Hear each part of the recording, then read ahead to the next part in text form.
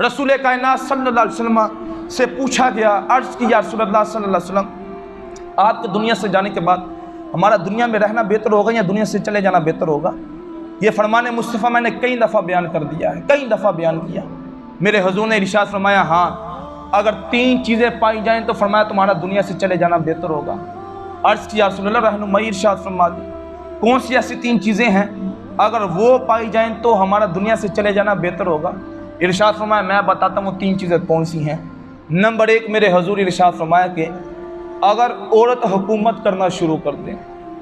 अब देखें, हर शोबे पे औरत की सुनी जाती है, औरत की मानी जाती है। औरत जैसा कह दे उसकी बात को फॉलो किया जाता है और उसकी बात को एक्सेप्ट करके हुक्म नाफिज कर दिया जाता है। मेरे हुज़ूर ने फरमाया अगर औरत हुकूमत करना शुरू कर दे।